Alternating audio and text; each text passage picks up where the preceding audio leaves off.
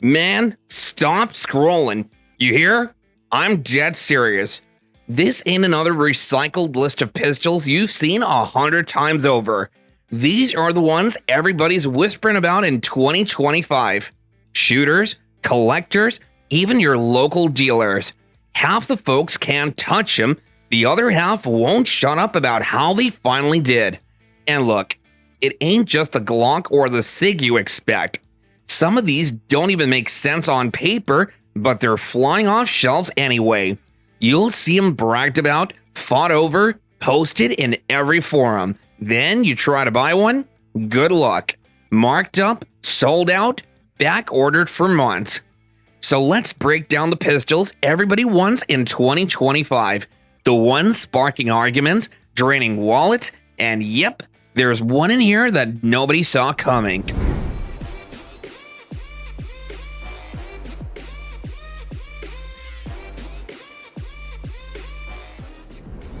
First time I laid eyes on this hunk of steel, I laughed.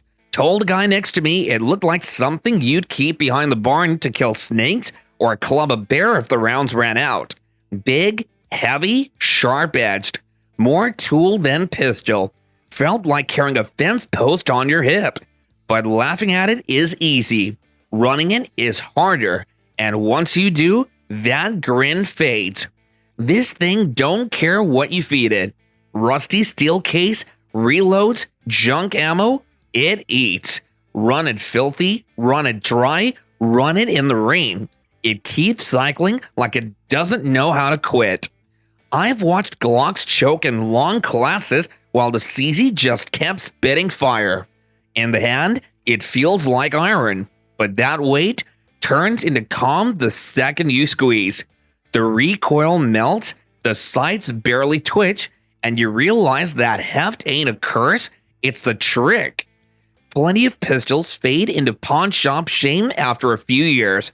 This one, though, it'll outlive you. Built to fight, built to last, and mean enough to make everything else in the case feel cheap. This pistol walks into the room already carrying a bad reputation. For years, folks have been saying Springfield overshot their mark. Tried to make a Wonder 9 and ended up with a brick.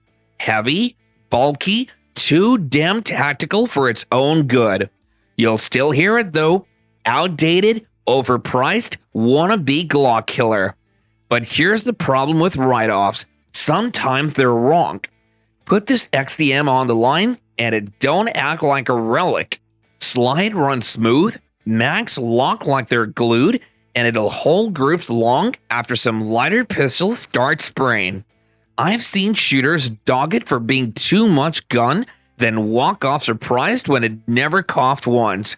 No, it ain't the crowd favorite. You won't see fanboys lining up to defend it, but when the dust clears, the Springfield's still standing. Ugly? Sure.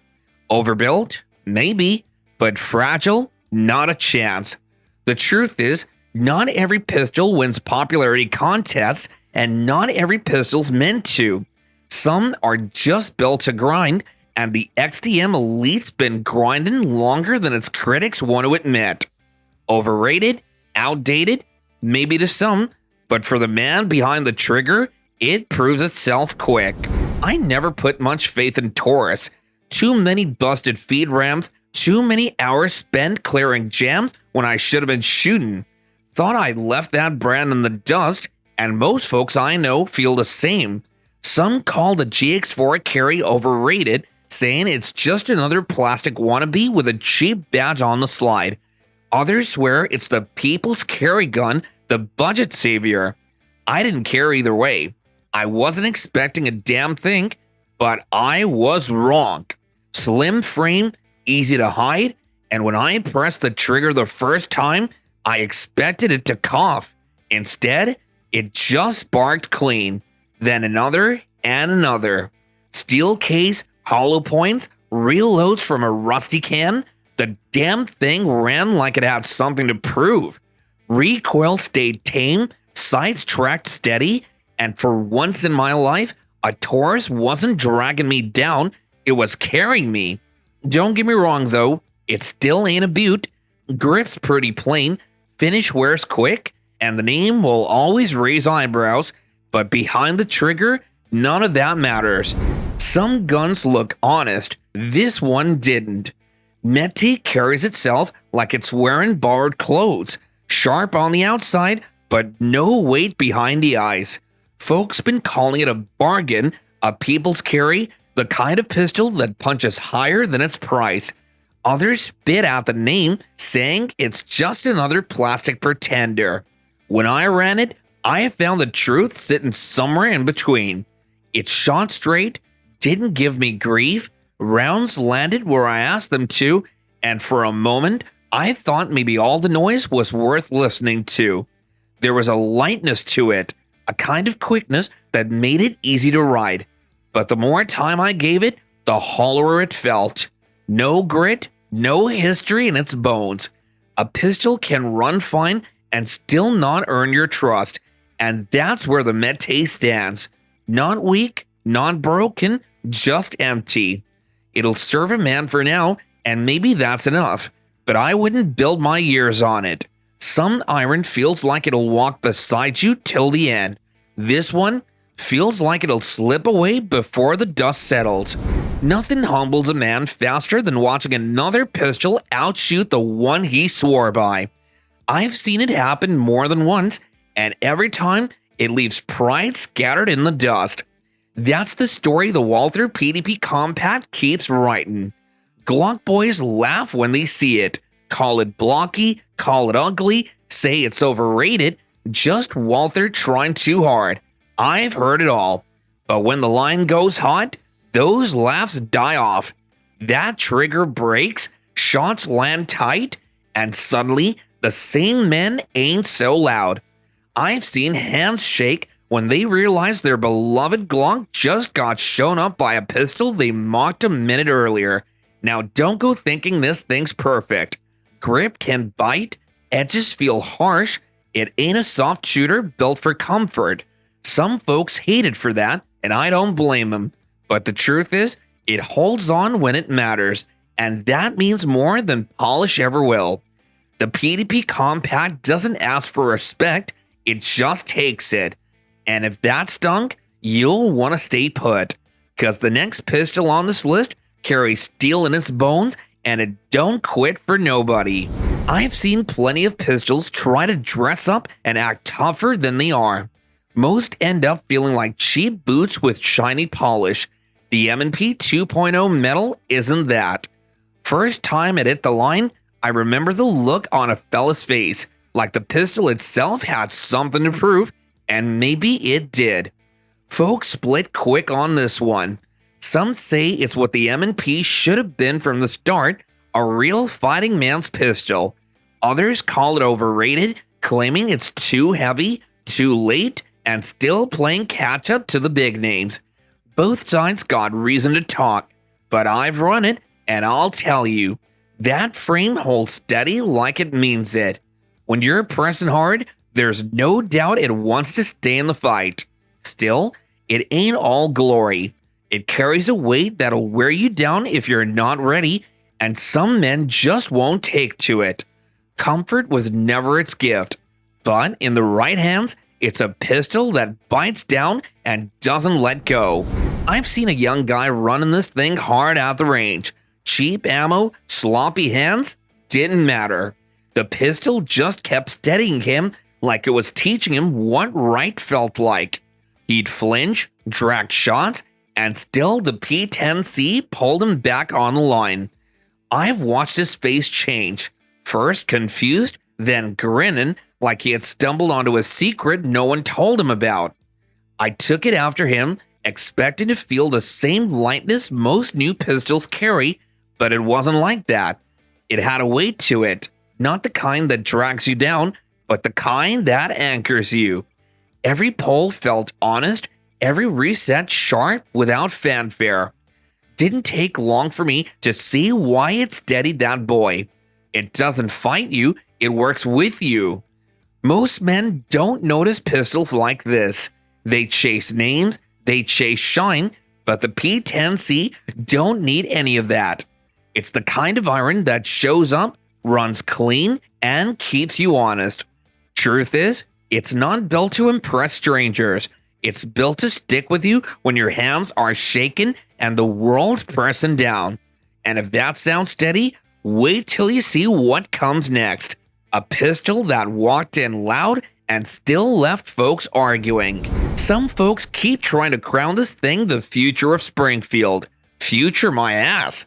I've seen more busted stories around this pistol than praise, and every time I hear somebody swear it's flawless, another guy chimes in saying his jammed right out of the box. You call that progress? Now don't get it twisted, it ain't a total wreck. When it runs clean, shoots straight, feels heavy, but so does half the rack these days. The difference is, those other pistols don't leave you wondering if the next mag's gonna choke. A carry gun's supposed to give peace of mind, not a coin toss. What grinds me is Springfield should have nailed this. They know better, they got history, they got resources, and instead, they rolled out a pistol that feels more like a gamble than a guarantee. Sure, you can tinker, swap springs, chase fixes online, but when I buy a gun, I ain't looking to be a damn mechanic. Some folks will keep defending it, but me, I ain't trusting my side to a pistol with that many question marks. Too many better options out there to waste time hoping this thing decides to behave. The problem with pedestals? Guns fall harder when you knock them off, and that's exactly what happened here. The X Macro got set up high like it was the chosen one. Slim frame, high capacity, SIG badge on the side. Folks were drooling before the first round was even chambered. The internet lit up like a damn fireworks show. But when you raise expectations that high, the cracks don't stay hidden. I've seen it locked back mid-string, mags fighting like they'd rather stay full than feed. Some guys shrugged it off. Break-in period, they say. I call it excuses. A carry pistol don't get trial runs. It either runs clean every time or it don't belong in your waistband. It works, and it works scary good. Tracks flat, points quick, disappears under a t-shirt like it was built for the job. That's why people still cling to it. They want the dream to be real. But hype don't save lives, and shiny new toys don't buy trust. The X Macro sits on that pedestal, and every stumble reminds you how far it's got to fall. And if you think that's rough, wait till you see what's sitting next on this list. Down here, there's always that one fella at the range bragging on his VP9 like it's a prize bull. Talks your ear off about German engineering, how smooth it runs, how it'll outshoot anything in the stall. Then he steps up, rattles off a mag, and yeah, it runs clean, but when the smoke clears, everybody else just shrugs. See, the VP9 isn't a bad pistol, not by a long shot, but it's like that preacher's kid in town, always dressed up sharp, always talking like he's better than the rest, and never quite proven it outside of Sunday. Costs more, carries a name folks whisper about, but when you strip it down, it's not giving you much that the others can't. Feels alright, sure, but guns don't prove themselves sitting in a case polishing under lights. They prove themselves filthy, jammed with dirt, rattling around in the truck floorboard, and still working when your life says it damn well better. That's trust. I swear, if pistols were folks, the Glock 19 would be that plain old ranch hand who never shuts up, never changes his shirt, but shows up on time every damn morning. You don't like him? Hell, you might even talk trash about him, but when the barn's on fire, he's the first one dragging water. The Gen 5, it didn't come to win beauty contests. Don't care about your feelings either. It's black coffee in a chipped mug. Boring, bitter, but it keeps you alive when the night's cold and long. I've seen shooters try to tear it down, saying it's ugly, soulless, built like a damn brick. Maybe so, but bricks build houses, and houses keep you warm. This pistol's the same. Steady, stubborn, won't give you a damn excuse to quit. Now, folks keep whispering about a Gen 6 like that'll be the one to change the world. Maybe it comes, maybe it don't. Doesn't matter. The 19's still the yardstick every other 9mm gets measured against. You don't have to love it. Hell, you don't even have to like it. But sooner or later, you'll end up carrying one. And if you think that's predictable, wait till you hear what slid into the #1 spot. That one shocked me as well. Half the room swears this is the pistol of the year. The other half spits it off as a shouted chew, chopped down and slapped with a bigger price tag. That's what makes it dangerous. Hype this big either crowns a king or builds a bonfire. Every dealer I've talked to tells the same story. Had one yesterday, gone in an hour. Folks are putting money down sight unseen, flipping them online, bragging like they've just found buried treasure. And maybe they ain't wrong. The compact runs smooth, shoots flat, and eats rounds like it's starved. It doesn't feel like marketing fluff. It feels like CZ dropped the hammer and dared the rest of the market to keep up. But here's the rub. Some of the loudest Glock diehards I know walked away from the 19 after firing this thing. That alone tells you how hard it hits. So, is it really the crown jewel of 2025? Or is it a pistol riding so high on its pedestal that the fall's gonna be ugly when the next big thing shows up? For now, the compact wears the crown, but I wouldn't bet the farm it keeps it. This one showed up late to the party. For years, folks kept asking, when the hell's HK gonna build a true micro compact? Well, 2025 finally answered. The CC9 walked in, small frame, HK badge stamped proud, and before the first weekend was over, shelves were empty. The thing is, people didn't even wait for reviews. They just threw money at it. That's the kind of pull that HK's got. The name alone makes wallets fly open, and when the first mags hit the line, most shooters grinned. Runs flat, carries light, don't feel like you're fighting the pistol to get back on target. But here's the rub. You pay HK prices for HK pride. It's not cheap and it's not everywhere. Some folks been circling shops for months with nothing to show but sold out signs. This makes the chase half the legend. It's the pistol that proves sometimes wanting it bad enough is half the story. HK finally gave the crowd what they begged for, and now the problem is you just can't find one. If the 9mm are the steady ranch hands, the Glock 20 is the bull busting through the fence. Chambered in 10mm, this ain't built for Saturday plinking. This one's for the woods, for the hunts, for the folks who want a pistol that hits like a hammer. Fanboys swear by it, hunters chase it. Every time a Gen 5 lands, it vanishes like hot cornbread at Sunday supper. That's cause it brings something most folks can't. Raw power in a frame you already trust. Same stubborn Glock reliability, just fed a diet that kicks harder and leaves bigger holes. I've seen it right on the hip of men who don't bother with rifles unless they have to. Bear country, hog country, doesn't matter. They swear the 20's enough.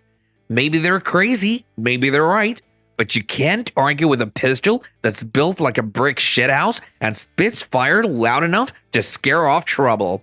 This ain't your everyman's carry. It's the fanboy's dream, the hunter's backup, the working man's powerhouse. A reminder that sometimes bigger really does mean meaner. That list probably already ticks some of you off. Good. It means you care. Some of these pistols earn their hype, some are smoke and mirrors, and a couple even tricked me into respecting them when I swore I wouldn't. That's 2025. Dealers laughing, fanboys crying, and shooters like us sifting truth from the noise. So tell me straight, which one here would you trust your life with, and which one belongs at the bottom of a pawn shop case? Don't sugarcoat it. I want the fights the Steve You Lost Your Damn Mind comments. And speaking of which, I'm Steve, and if you're still here, you either get it or you're about to let me hear it. Either way, I'll be waiting.